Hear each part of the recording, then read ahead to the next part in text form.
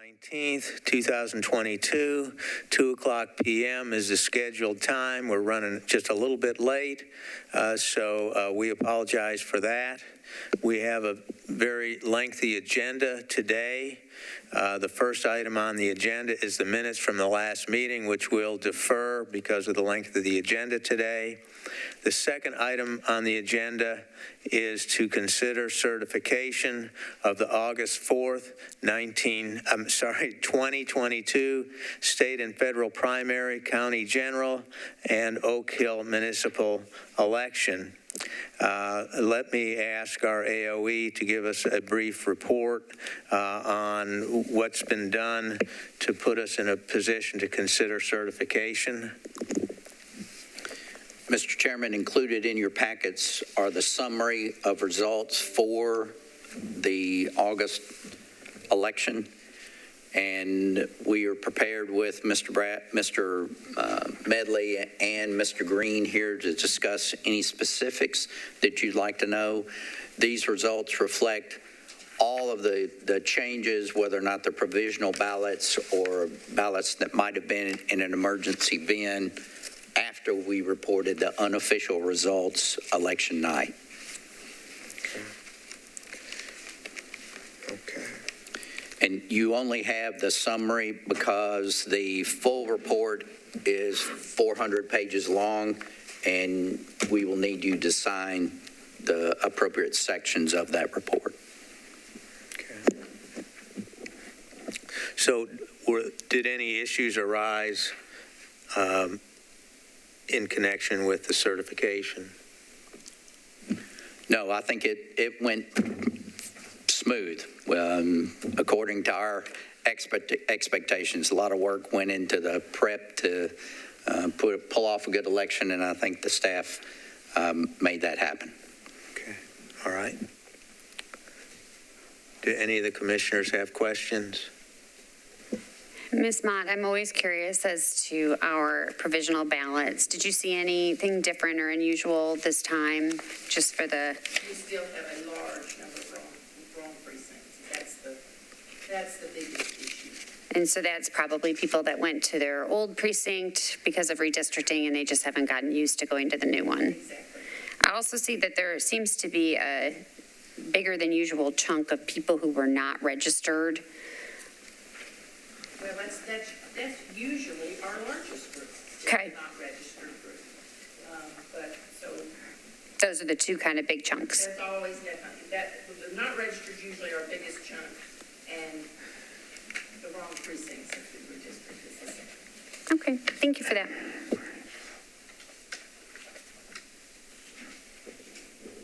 I'll make a motion to certify the August 4th, 2022 election. We have a motion. Is there a second? Or do one of the commissioners want a further study? I'll make a second. All right, we have a motion. We have a second. All in favor, say aye. Aye. Any opposition? With no opposition, the motion carries. The next item on the agenda is to call the three municipal elections for November 8th, 2022. In our packet of materials, we have documentation in which the City of Belle Meade, the City of Forest Hills, the City of Goodlettsville have all requested that we hold an election for their local offices on November 8th, 2022. Mr. Roberts, is there anything that we need to know that's not in those packets? We do request that you make the motion to reflect the possibility that one of these individuals could withdraw by next Thursday at noon, and we would adjust your approval accordingly. So I'll make a motion to call the municipal election for Belle Meade, subject to any withdrawal changes of candidates and permitting the staff to make those adjustments as necessary. Okay. We have a motion. Is there a second? Second. Motion and a second. All in favor, say aye. Aye. Any opposition? No opposition, the motion carries. Commissioner Hertzfeld, you were about to say something? No, I was just late on saying aye. Oh, okay, I got you. All right. Okay. The fourth matter on the agenda is to approve. Commissioner, I'm sorry, I don't mean to interrupt you, but I think we still have to do 2 more for 3. Yeah, do 4. Oh, We only did- I thought you Yeah, made a no. motion as to all 3. No, I think we have to do them Just did separately. Bellmead. Okay, So all right. I'll go ahead and make the same Sure. motion to call the municipal election for Forest Hills for November 8th, 2022, subject to any withdrawal or changes of candidates and permitting the staff to make those adjustments as necessary. All right, we have a motion. Do we have a second? Second. We have a motion and a second. All in favor, say aye. Aye. Aye. Any opposition? With no opposition, the motion carries. I'll make a motion to call the City of Goodlettsville municipal election for November 8th, 2022, subject to any changes or candidate withdrawals, permitting the staff to make those changes as necessary. We have a motion. Do we have a second? Second. With a motion and a second, all in favor, say aye. Aye. Aye. Aye. Any opposition? With no opposition, the motion carries. Then the fourth item on the agenda is to consider the candidate list for the November 8th, 2022 ballot. If you would, Commissioner Roberts or whoever with the staff, you'd like to address that. If you could explain to the commission and anybody who's watching this, kind of the procedures for the candidate list and the ballot and who has to approve it, et cetera. Sure. So included in your packet is a draft of our sample ballot. Based on your previous motions, you've approved the candidate list for the municipal elections. Those are the 3 elections and candidates that this body has to put forward. The state election commission will be meeting on August 30th. They will put forward all of the state and federal candidates and the amendments and tell us to put those on the ballot. So included in your packet is what we think kind of it will shake out to look like as far as the sample ballot itself. If you look in there on the, I think it's the 3rd page, we've circled the municipal candidates, giving you a list of names and how many we're electing for each office. Okay. So I don't know if you need to take any additional action based on the motion that Commissioner Hertzfeld made the last time. You're saying we don't have to approve the candidate list?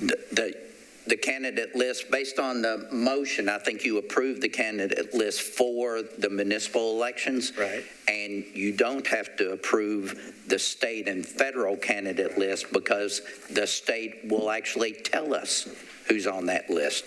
Okay. Everybody comfortable with that? Okay. All right.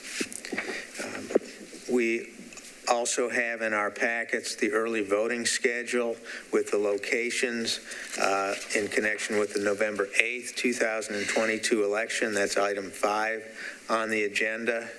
If you could take a moment to review that, and if there are any questions and concerns, please let us know. Mr. Medley, is this the same schedule that we usually do? Yes. In the same locations?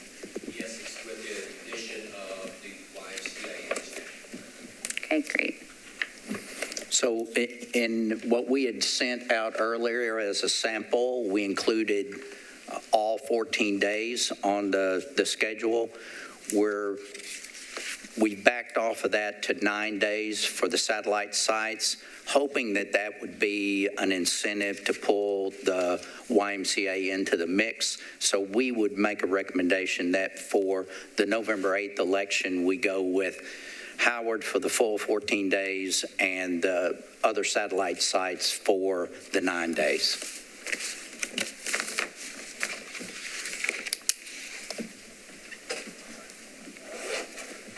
And like Mr. Medley said, that's consistent with what we did in the 2014 midterm election that has a very similar ballot. Okay, great. And that one, didn't we do 7 and 7? Time-wise, no, we were open from 8 to 8. Oh, no, I'm sorry. I meant Howard School for the first week and then opening everything up after. So this is actually a bit more expanded. Well, a little bit. We opened satellite sites on that Tuesday, October 21st, just like we will recommend. Okay, great, perfect. Now, this schedule 5 that we have, does it show somewhere the schedule for the Howard School location? We're saying, we're substituting gotcha. this Okay, so we're instead really of the looking first one. we're looking Right, at where 5. You've got Okay. it broken into 2 groups. So we're- Howard for the first 5 days, and then Okay. after that, the rest of the sites open up. Okay, so it's really 5A is the one beneath number Correct. 5. That's correct. Okay. I make a motion to approve. Second. We have a motion and a second. All in favor, say aye. Aye. Aye. Any opposition? With no opposition, the motion carries.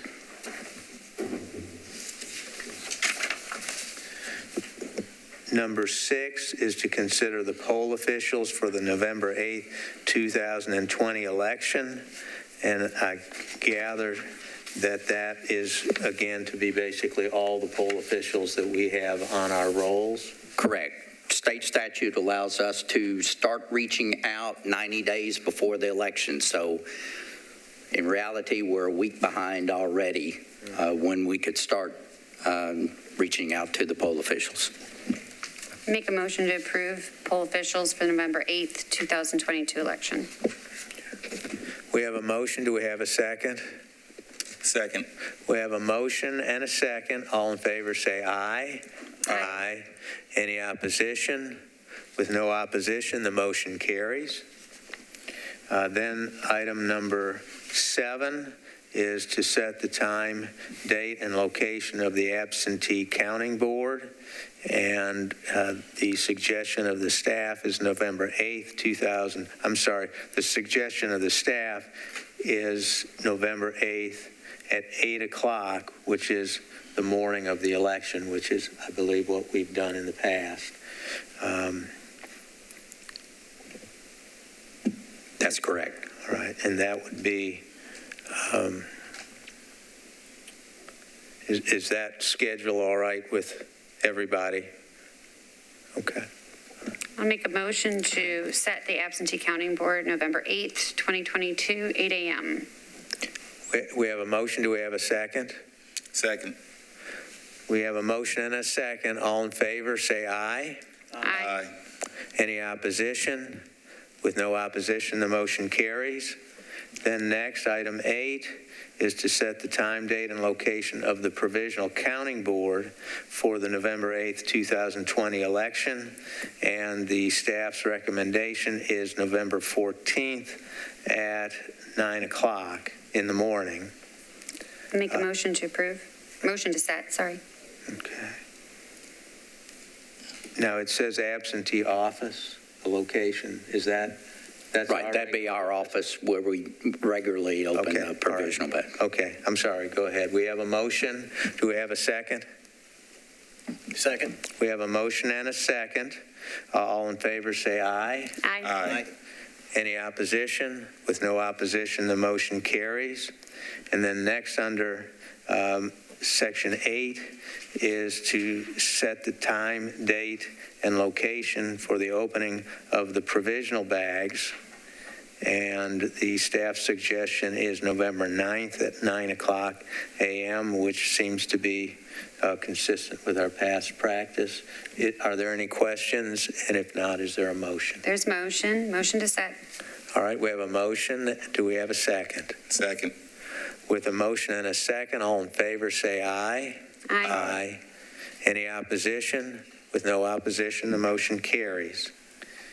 Then number 9 is to consider the date and time of our meeting to certify the November 8th, 2022 election. And the staff suggestion is November 28th at 2:00 p.m. Is that consistent with everyone's schedule? I'll make it work. Okay. All right. Any questions on that? Make a motion to set. All right. We have a motion. Do we have a second? Second. With a motion and a second, all in favor say aye. Aye. Aye. Any opposition? Hearing no opposition, the motion carries. Number 10 is for the commission to consider compensation for the Republican machine technician. With that, the chair requests a report from AOE Roberts. Mr. Chairman, the salary for the Republican machine technician will follow the Metro salary policy guidelines for this fiscal year. So does that mean essentially that the Republican machine technician gets the same raise as other employees in similar situations in Metro? That's correct. We would follow the rules established by Metro HR for the body as a whole for the Republican machine technician, and number 11 also for the Democratic machine technician. Commissioners, any questions?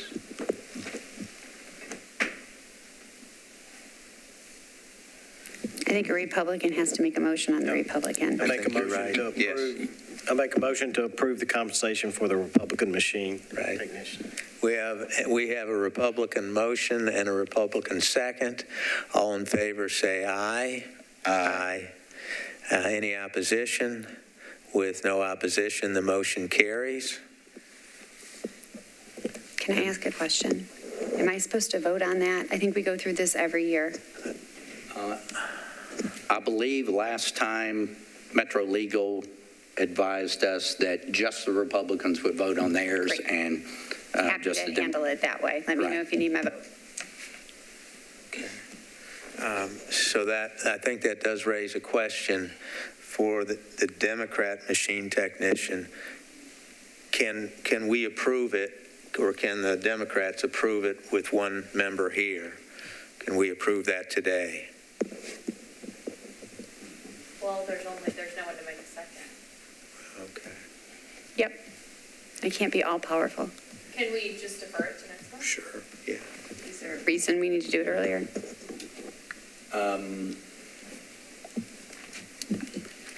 This would cover Mr. Medley through his employment with us from July through the end of August. So Couldn't you just retroactive? we can I mean, that's what we're doing now. We're having a retroactive back to July because we haven't had a meeting since June 6th. So we could do retroactive. May I ask a question? Oh, absolutely. Take this as the newness. If the Democrat made the motion, could the chair not make the second? Could the chair not affirm it? So in other words, since we're missing one, and I'm strictly asking. You know, I don't know, but I think because it's partisan, probably not. Okay. That's why I asked. I don't know that. I mean, that's not like a legal opinion. I don't know. But if we can just make it retroactive, I'm happy to defer it to the next meeting. Okay, Okay. great. If that's not a problem, as long as that's not causing any problems for anybody. Okay, I'm happy to defer it. And just so that we're Thanks for the clear, offer, though. Metro puts the policy in July. We would adjust Mr. Medley's salary down in his last, should we have to recover. So Metro starts paying people, in July. What you're saying is the salary is already paid. It's already gone up kind of automatically. So, we would just undo it to match if they chose to change their mind. I cannot imagine any circumstance where that would take place. Okay. So All at right. least he's not out any money right now. That's correct. Okay. We just love you so much. We want to make sure you're paid.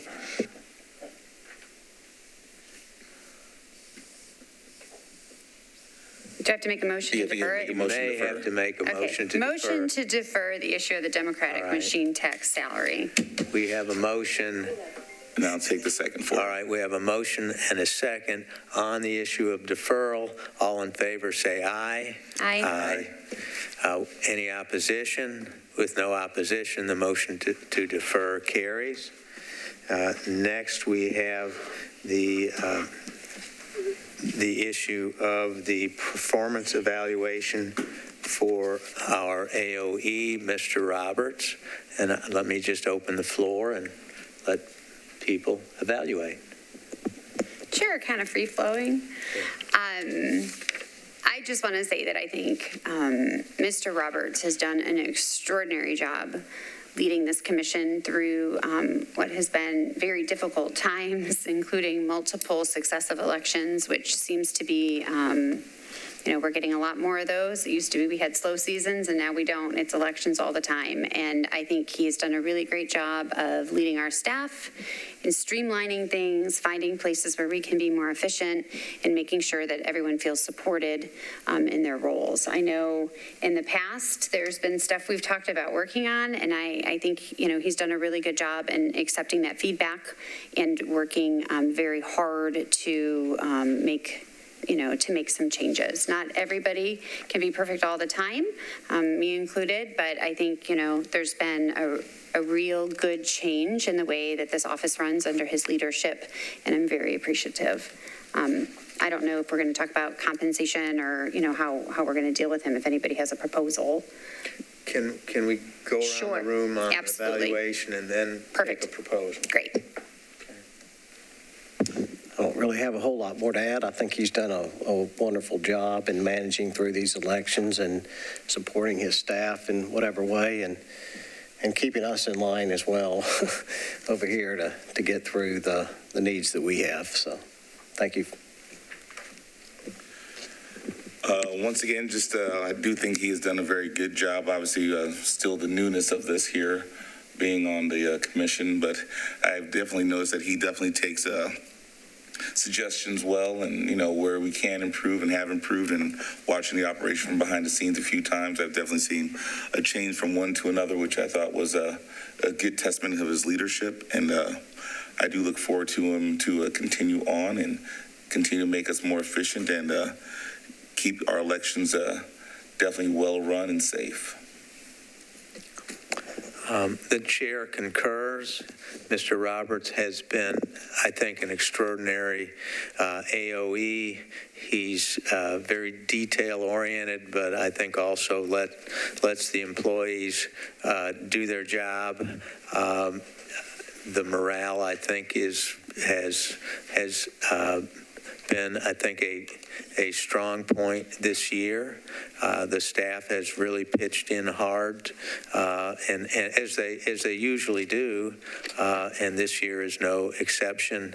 Our procedures seem to improve a little bit every year, and then when we do have a problem, there's a quick correction, and I think we've seen that this year. So, I'm a big supporter of our AOE, and I hope that he will consider staying as long as he possibly can. And with that, we're to item 13, unless there's further comment on the evaluation.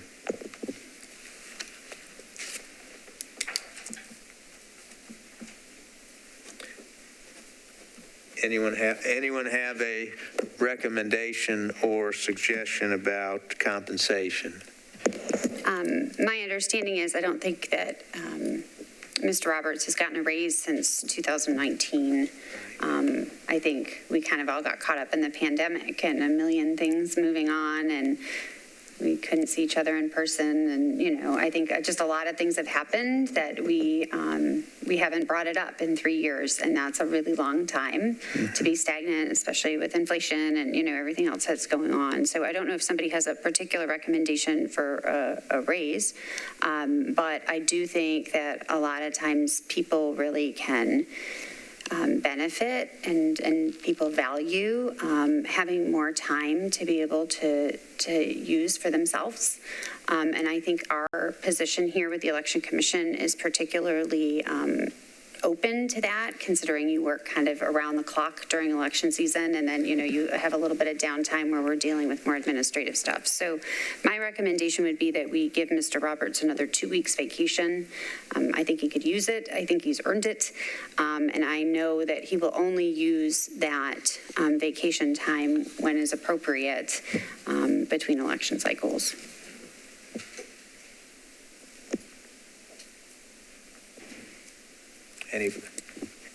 Any further comment? Okay.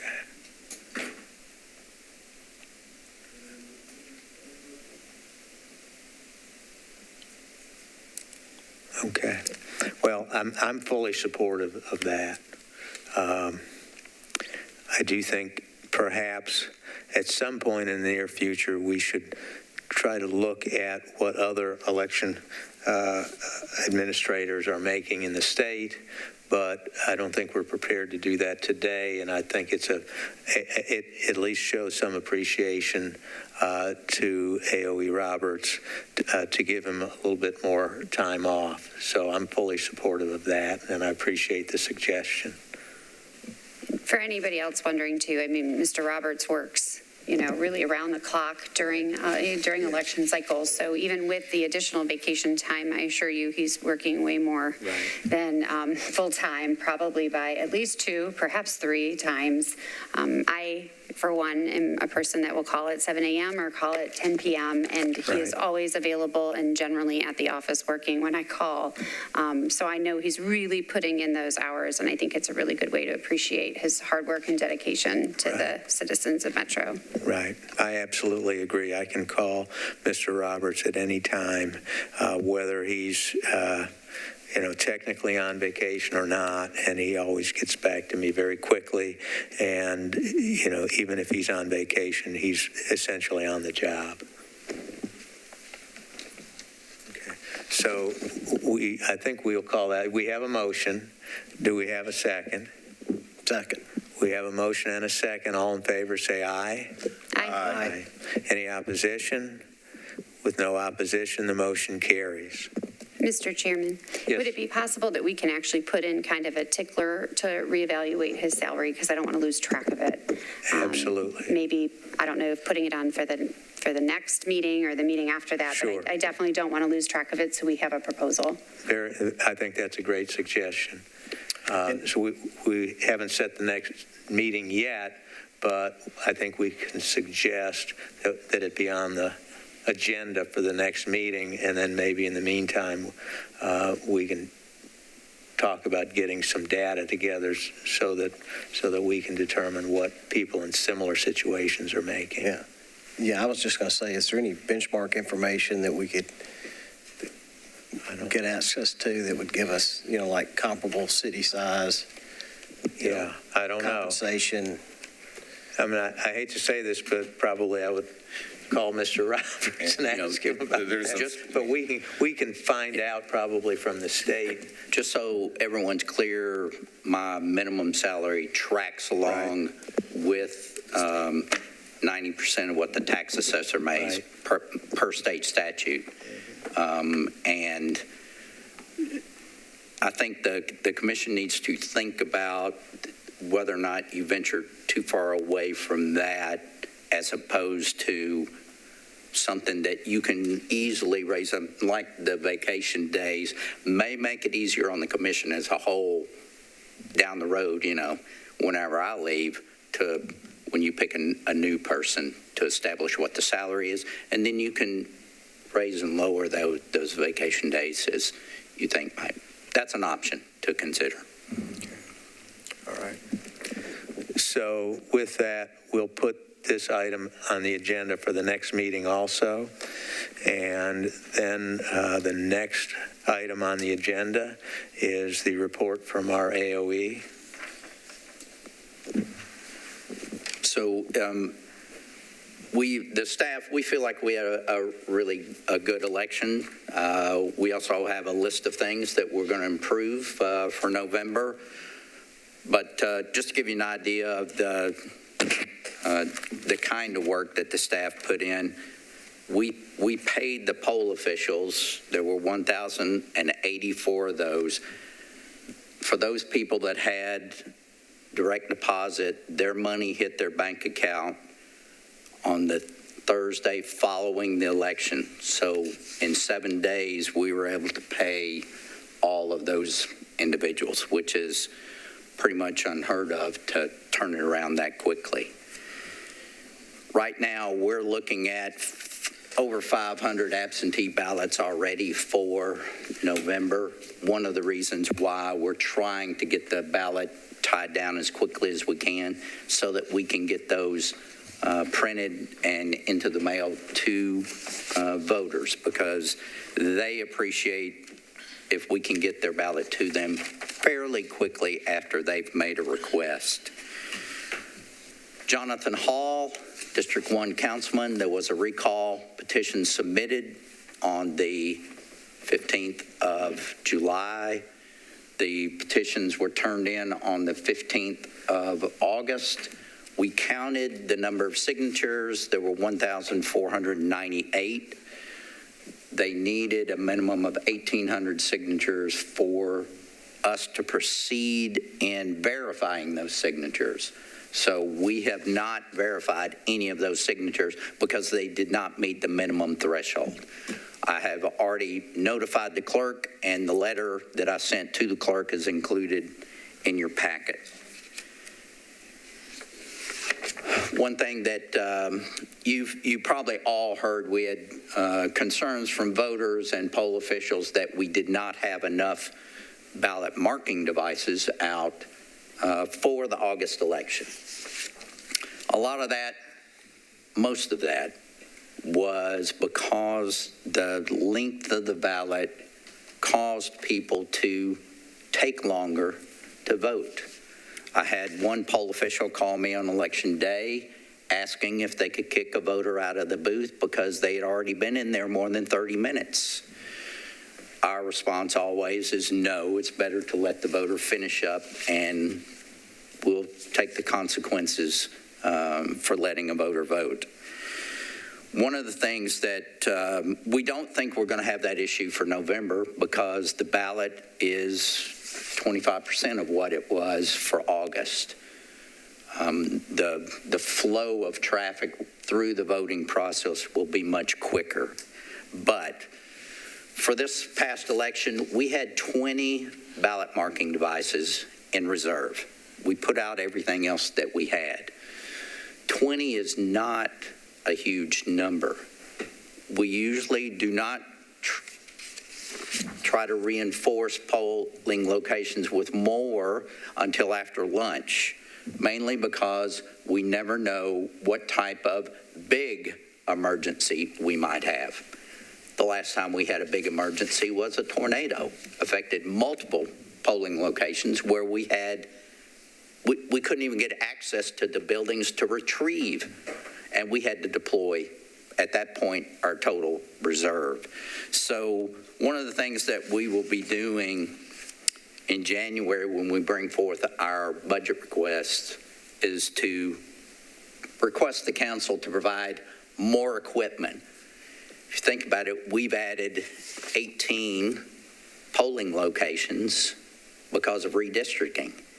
If we put a minimum of 3 there, some may get 2, some may get 4, you're already talking more than 50 machines that we need.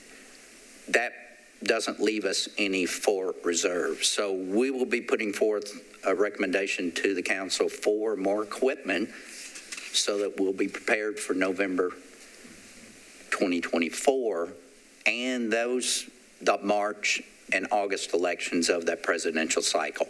We will use a lot more equipment during that time frame, and we need to be prepared.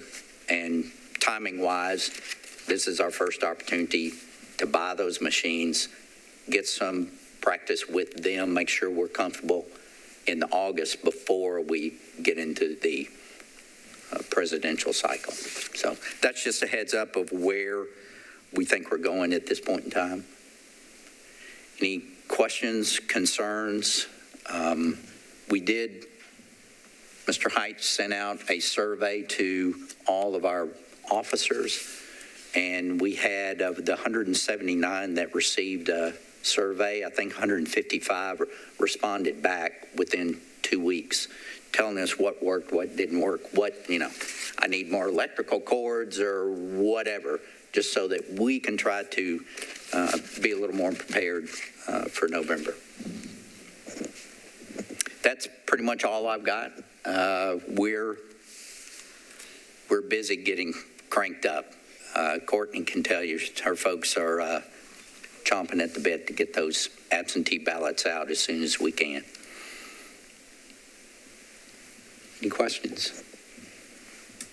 Commissioners, any questions?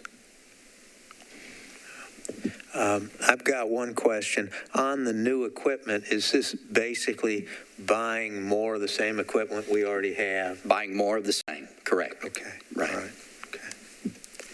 All right. Let me ask one other question, just on that same line. How soon do you think we can get that done? I mean, and I say that strictly from knowing that we all know how things take longer than they normally do.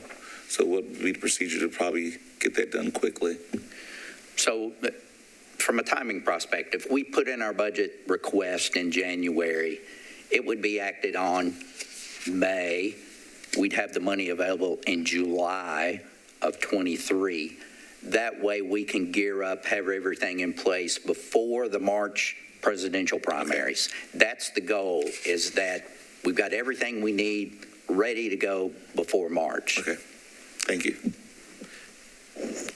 So then there will be probably at least one budget year where we're not going to be asking for a status quo budget. We would be actually asking for a little bit more money. Right. This upcoming budget that the council will start discussing in the April 23 timeframe, we would like to have that money available beginning in July of 2023, so that we can make the purchase and then have it available for March of 2024. That fiscal year runs from July 1, 23 to June 30th of 24. So that's why, timing-wise, we need to make that request this coming January. And do you have a general idea of how much we're going to be asking for this new equipment? I don't have a specific dollar amount. In fact, we're still working on how many machines we think we're going to need at each location. We're constrained to some degree by the physical space in the room. You can't, even though we might like to have, 2 more machines, we can't get 2 more machines in the meeting room in the church. It's not big enough. So some of those kind of things we'll have to take into consideration as to what we can do, how we can do it, and we'll try to put together a package that will benefit the voters in Davidson County. Are the reserve machines, is that done as a percentage of the total machines? How do you? Mr. Medley would have to probably speak to that, but as it makes sense that you would do something like that because your total population increases. You're going to want to have a larger reserve.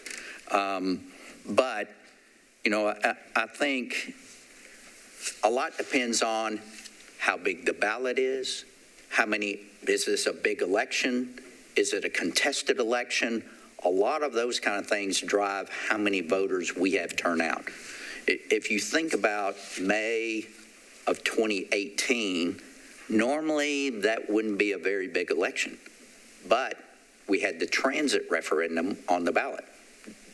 Lots more people showed up to vote that. So it can vary a lot by election. We have to kind of go by history. And again, what's the physical capacity of the precinct location itself?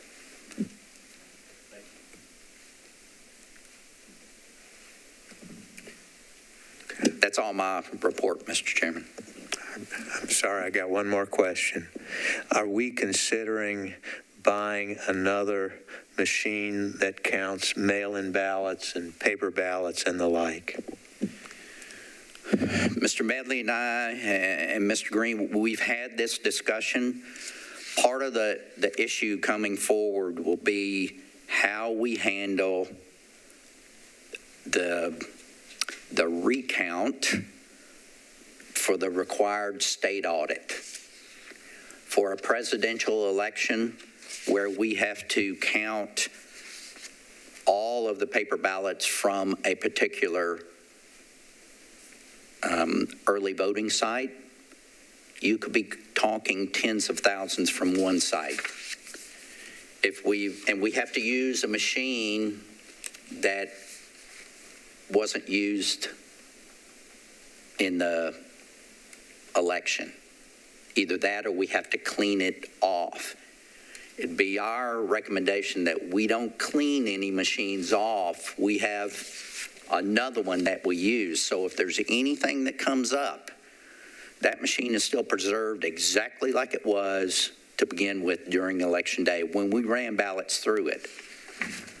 So we're trying to determine whether or not we're going to need another machine that could count 20, 30,000 ballots election the next day for the audit and it not take, we could count them on our DS200s, but you're sticking one in at a time. That's not if you've got to do 20 or 30,000, we will be there for days putting them in there like that. So a high-speed scanner is probably what we're going to recommend that will be the best for Metro. Any other questions? All right. Ms. Harrison, has anybody signed up for public comments? No public comments, so we are to setting the time and date for the next meeting. Does the staff have a recommendation? Mr. Chairman, I would recommend that you set the meeting at the call of the chair. Right now, I don't know of anything that needs to come up except you have to review the cards before the end of September. So we'll play it by ear and schedule something later in September to get those cards reviewed. Is that satisfactory, commissioners? All right. Do we have a motion? Motion to adjourn. Any second? Second. We have a motion to adjourn and a second. All in favor say aye. Aye. Any opposition? With no opposition, the motion carries. Thank you all.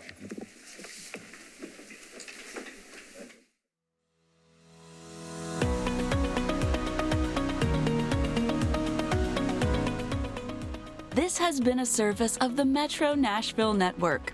If you would like to see this presentation again, or for more information on this and other programs, visit nashville.gov.